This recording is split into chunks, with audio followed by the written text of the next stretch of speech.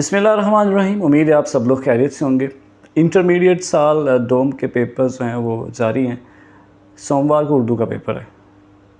मैं मोहम्मद अमीन, Urdu lecturer, superior college किला कालरवाला, तालिब इल्म के लिए एक ऐसी टिप्स लेके आया हूँ कि जिनके ज़रिए अपना उर्दू का पेपर बेहतर से बेहतर कर सकते हैं।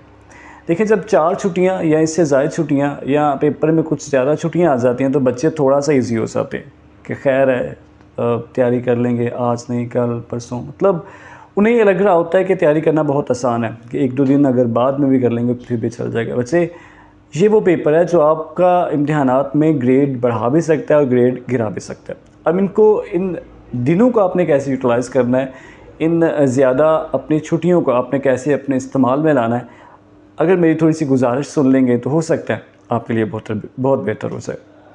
हमें एक छोटा सा टाइम टेबल बनाना होगा। वो टाइम टेबल क्या होगा? देखिए, पहला दिन यानी आज हमारा जो पेपर लास्ट ख़त्म हुआ, जैसे कंप्यूटर का था, ICS वालों का, फिर दूसरा था उनका इख्तियारी का था। जब इनका ये ख़त्म हुआ तो फिर अगले ही दिन, बल्कि उसी शाम हमें अगले पेपर की तैयारी करना शुरू करनी है। क्या करेंगे? पहले दिन में हम क्या करेंगे? सबसे पहले अपने जो असबाक हैं, हिस्सा असबाक में से पहले 7 असबाक अच्छे से याद कर लीजिए। इनको पढ़िए, इनकी मरूज़ी पढ़िए। मरूज़ी अगर आप नहीं पढ़े फ़िलहाल इनके खुलासे पढ़ लीजिए। इनको वैसे किताब से लेकर पढ़िए, यानी आप अपने नॉलेज में इजाफे के लिए कि मैंने ये पढ़ तो लिया हुआ है, बस इसकी रिवीज़न करनी है अपने।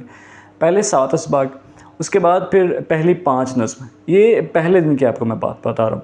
उसके बाद अगले दिन के लिए कहता है कि 8 से लेके 10 तक, यानी पहले हमने 7 सबक पढ़े, उसके बाद हमारे 8 से लेके 10 तक असबाक हमने तैयार करने हैं। उसके बाद आखिरी 5 नज़्म और फिर पहली 6 गज़ल हमने उनकी तशरीह पढ़नी है। ये वो मैं सवाल बता रहा हूँ जो थोड़े से लेंथी हैं पेपर में, जिनको हम पेपर में आखिर में करते हैं आस्ता आस्ता कर, क्योंकि पहले तो हम वो करते हैं जिनके नंबर थोड़े हैं, जैसे ख़त है, उसके बाद सबक का वो खुलासा है, उसके बाद नज़्म का खुलासा है। हम इनको पहले करके अपने थोड़े नंबर तो सिक्योर करेंगे। हम बात कर रहे हैं अभी उन क्वेश्चंस की, उन सवालात की जो थोड़े से लेंथी हैं, लिखने में वक्त लगता है। पहले दिन पहले 7 सबक और उसके साथ पहली 5 नज़्म। दूसरे दिन 8 से लेकर 10 तक असबाक, आखिरी 5 नज़्म और पहली 6 गज़ल। तीसरा दिन अब आप ग्रामर के MCQs कीजिए, जिसमें रमूज़ औक़ाफ़ हैं, इसमें मसादर इमदादी फ़ाल हैं, उसके बाद हरूफ और मुताबिकत है। इनकी ग्रामर पढ़िए।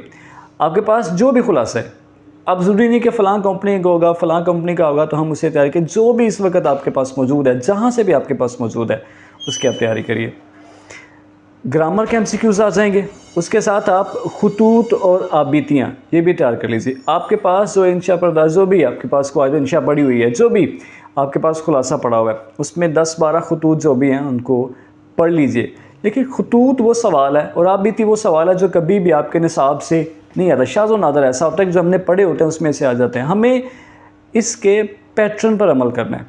पैटर्न को पक्का कर लीजिए। ख़त लिखने का जो भी आपके पास खुलासे में लिखा हुआ है उसको सही से रट्टा लगा लें, याद कर लें, जो भी करना है। आपका पैटर्न गलत नहीं होना चाहिए। अगर आपका पैटर्न बेहतर है तो फिर आपका ख़त कभी गलत नहीं हो सकता, क्योंकि उसका जो मज़मून होता है ना ख़त के अंदर, वो 5-6 नंबर का वो होता है। अब 6 में से अगर 3-4 भी ले रहे हैं तो फिर आप 10 में से बराबर 7-8 नंबर आराम से ले जाएंगे। ग्रामर के MCQs, ये मैं तीसरे दिन की बात कर रहा हूँ। ग्रामर के MCQs, उसके साथ खुतूत 10 से 12 खुतूत कर लीजिए और इसी के साथ आप बीतियाँ भी मौजूद होंगी, क्योंकि इन दोनों सवालात में ऑप्शन आता है। ऑप्शन है लेकिन ऑप्शन कोई नहीं है। जो सवाल आएगा हमें वही करना होगा। ग्रामर में खतूत आ गए तो फिर ख़त करना होगा, आप बीती आ गए तो फिर हमें आप बीती करना होगी। चौथा दिन, अब बारी आती है उन MCQs की जो असबाक के MCQs हैं। कहाँ से याद करें? देखिए, असबाक तो हमने पढ़े हुए हैं, पहले से हमने पढ़ लिए, उनके पॉइंट्स भी हमारे जहन में हैं। और फिर आपके पास जो खुलासा है उसमें कुछ एडिशनल MCQs भी होंगे, इजाफी, जो सबक के आखिर में हो सकते हैं, उस ग्रामर के आखिर में हो सकते हैं, कुछ पास्ट पेपर्स भी होते हैं, वहाँ से आप देख लीजिए।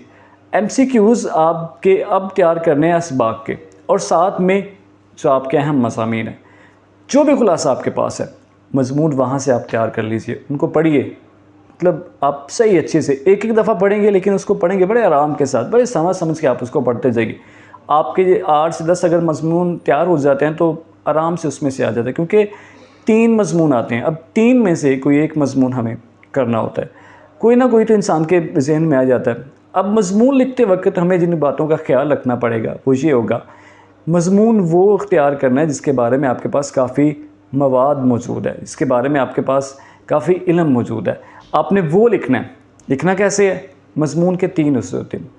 इब्तदाई हिस्सा, उसका जो मज़मून का नफ्स होता है वो सारा, उसका मेन इसका हिस्सा होता है दरमियान, और फिर आखिरी हिस्सा। इब्तदाई हिस्से में हम उसका थोड़ा सा तारुफ़ लिखते हैं, फिर दरमियान में उसकी जो बॉडी होती है सारी, जो भी आप बयान करना चाह रहे हैं, और इख्तिताम पे जैसे उसकी आपने बात को ख़त्म करना है। अब उनके छोटे छोटे नुक्ते बना लीजिए, अपने पास उसके पॉइंट्स बना लीजिए, ताकि आप उन पॉइंट्स को देखकर उन पर आसानी से बात कर सकें। याद रखिए, उर्दू का पेपर हमेशा प्रेजेंटेशन का होता है।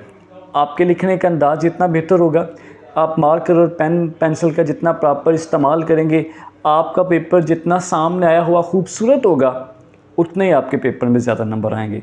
अगर आपने अच्छा लिखा हुआ है और उनकी समझ नहीं आ रही, तो फिर मेरा बेटा उसमें नंबर्स लेना थोड़ा सा मुश्किल हो जाता है। अल्लाह आप सबका हामी और नासिर हो।